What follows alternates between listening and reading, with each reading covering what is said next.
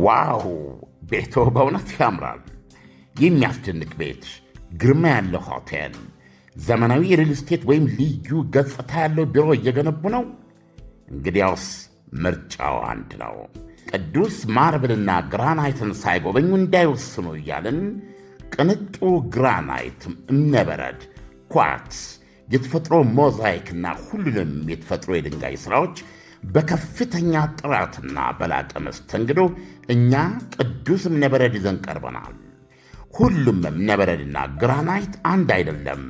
ልዩነቱን የሚፈጥረው በዘመናዊ ማሽን ተቆርጦና ፖሊሽ መደረጉ ነው። ውበቱን ያጎለዋል፣ ያንጸባርቀዋል፣ ጠብቆ እንዲቆይ ያደርገዋል።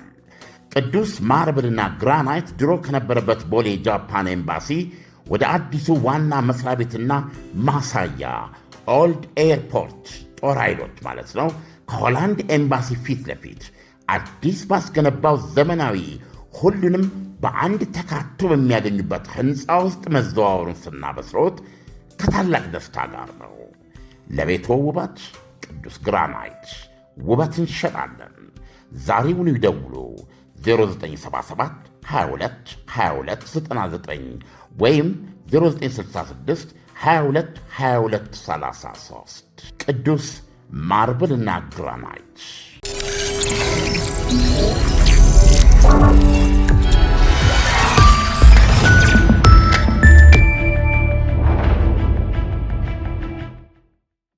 ይህ አዋዜ ሰበር ነው። ፕሬዚደንት ዶናልድ ትራምፕ ኢራኖችን እንክት አድርገን ልናደባያቸው ነው አለው።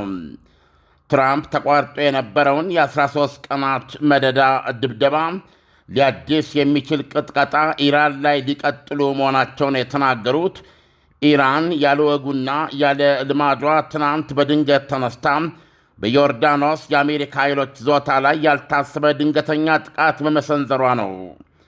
ዮርዳኖስ ከድንገተኛ ሩምታ ራሷን ለመጠበቅ በነበሯት ጥቂት ደቂቃዎች እንዲህም እንዲያም ብላ 5 የኢራን ቦሊስቲኮችን መታመጣሏን አስታውቃለች። ኢራን ለወትሮ የመከላከል ውጊያ እንጂ ቀድማ የማጥቃት እርምጃ ስትወስድ የትናንቱ የመጀመሪያው ነው። ቴህራን ሚሳኤሎቹን የተኮሰችው የአሜሪካና የሳውዲ አረቢያ ጣምራ የጦር ጀቶች በምህጻረ ቃል ፒኤምኤፍ ተብሎ የሚታወቀውን ኢራን አቀፍ ሕዝባዊ ንቅናቄ ኃይሎች 20 አባላትን ከገደሉ በኋላ ነው። 32 አቁስለዋል። የአሜሪካ ማዕከላዊ ዕዝ እንደገለጸው በመላው ኢራን የሚገኙ በርካታ በነሱ አገላለጽ የአሸባሪዎች ሎጂስቲክስና የጦር መሳሪያ ማከማቻ ስፍራዎች ተደብድበዋል። ይህ በእንዲህ እንዳለ የኢራን ባለሥልጣኖች ባለፉት 2 ሳምንታት ውስጥ አሜሪካንን አንድም ጊዜ ድርድር የጠየቅናት ሁኔታ የለም ሲሉ አስታወቁም። መግለጫውን የሰጡት ምክትል የአገሪቱ ውጭ ጉዳይ ሚኒስትር ካዝም ጋሪባባዳ ናቸው።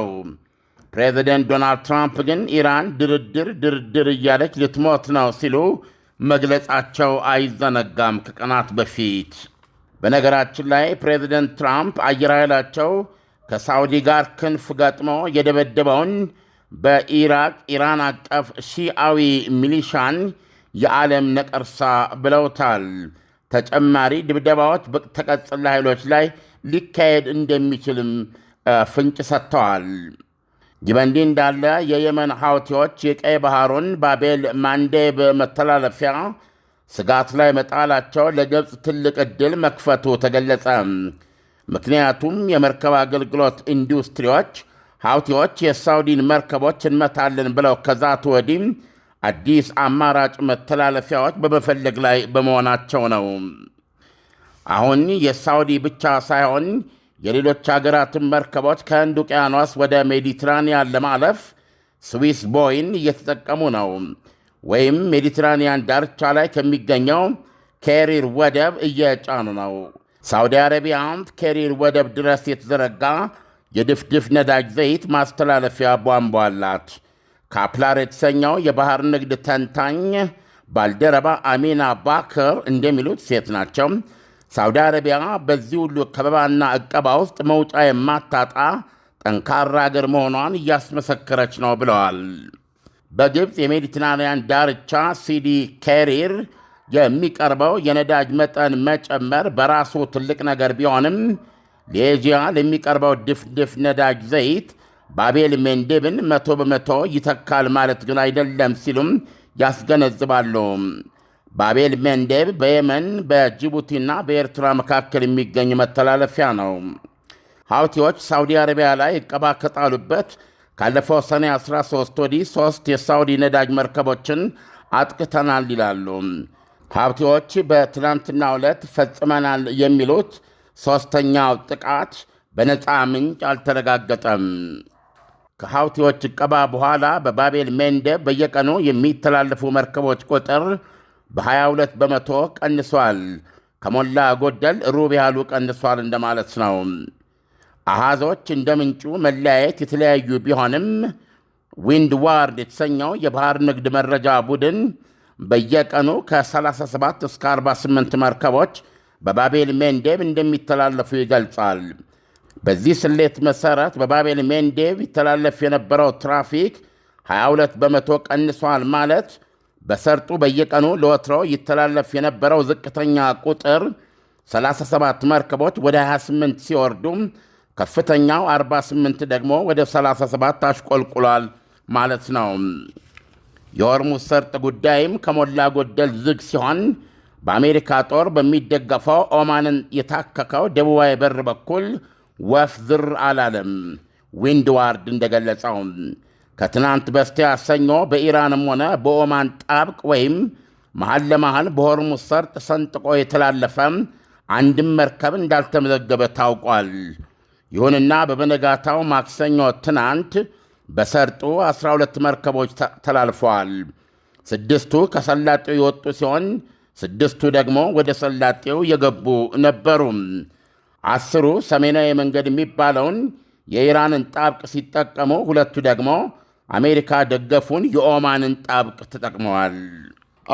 ኢሳያስ እንግዲህ ማክሰኞ ሌሊት ትናንት ያልተጠበቀ ሆኖ የተገኘውና እንደሰማውን በውጤቱም አሜሪካ ከ13ኛው ድብደባ በኋላ አቋርጣ የነበረውን ቅጥቀጣ እንድትቀጥል ምክንያት የሆነው ጥቃት የኢራን ጥቃት ነው እና ኢራን እስካሁን ድረስ ውጊያዋ ሪአክቲቭ ነው።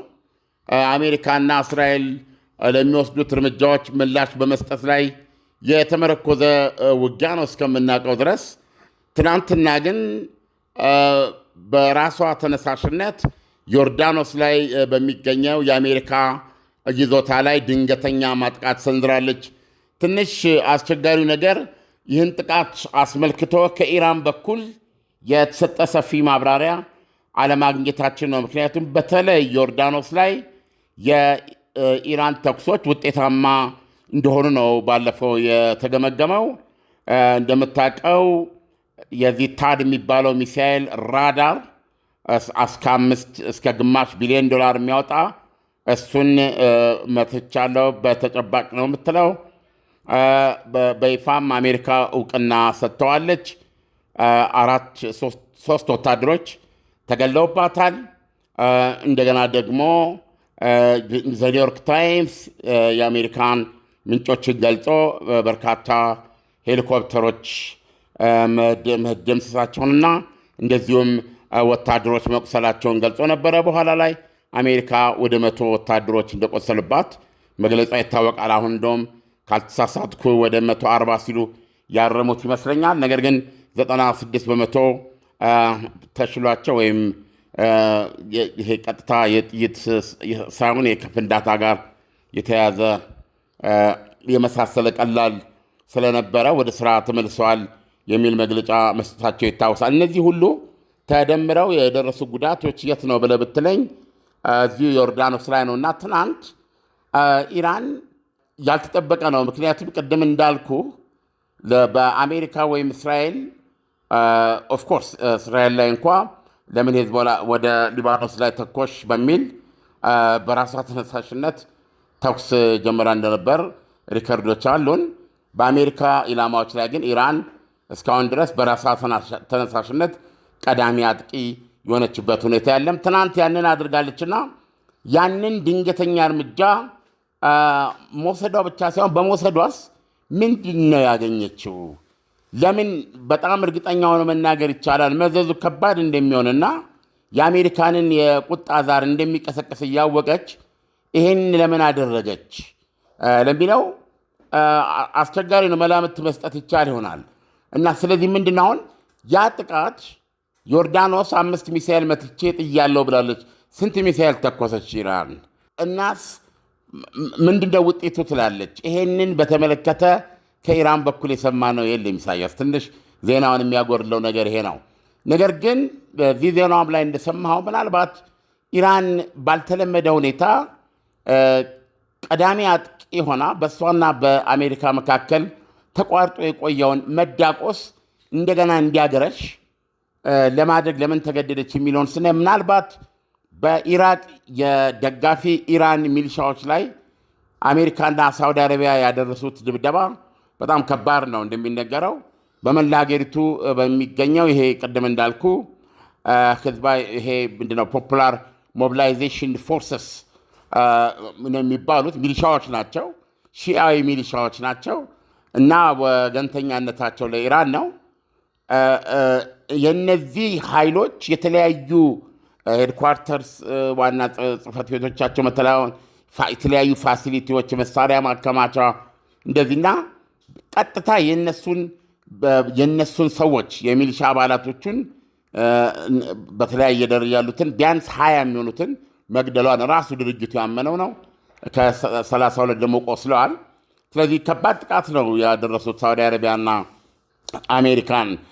ምክንያቱም ይህ ፖፑላር ሞቢላይዜሽን ፎርስስ የተባለ ሺዓዊ ኃይል ከኢራቅ ግዛት ወደ ሳውዲ አረቢያ ከ30 በላይ የሰው አልቦች ወጀብ በመተኮስ በሳውዲ አረቢያ ነዳጅ ማጣሪያ ላይ ጉዳት ማድረሱን የሚያሳዩ ሳተላይት መረጃዎች አሉ የሚል ነው። ይሁንና ኢራቅና ይሄ ቡድኑ የተኮሰው ነገር የለም እያሉ ነው። ጥቃቱን ያደረሰው ሀውቲ ነው የሚሉት። ሳውዲ አረቢያ ግን ከበቂ በላይ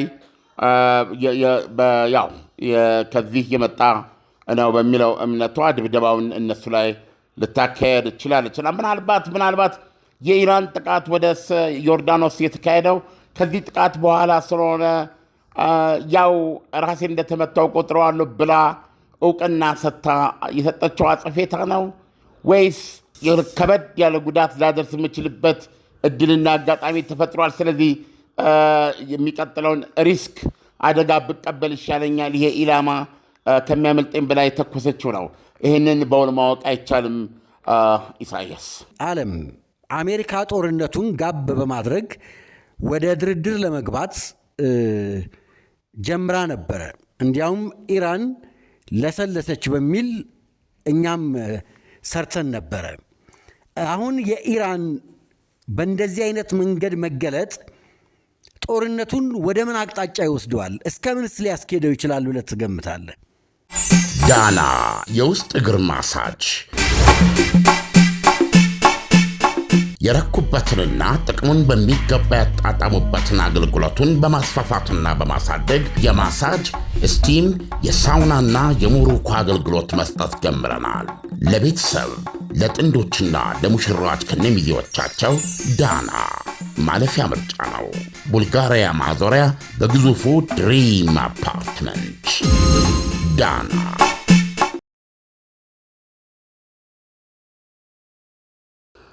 እኛ በማክሰኞ ዝግጅታችን ኢራን እንደ ድመት ፀጉር ለሰለሰች በሆርሙዝ ሰርጥ ላይ ያልነው ኦማን ባቀረበችው እንደ ማላካ የሰርጥ አይነት የአገልግሎት አጠቃቀም በሚል ነበረ። መጀመሪያ ላይ የነበሩ ሪፖርቶች ግሪን ላይት እንዳለ ወይም መልካም ሁኔታ አዝማሚያ እንደነበር ከኢራን ሳይድ ዘገባዎች ስለገለጹ ነው ያንን ያልነው።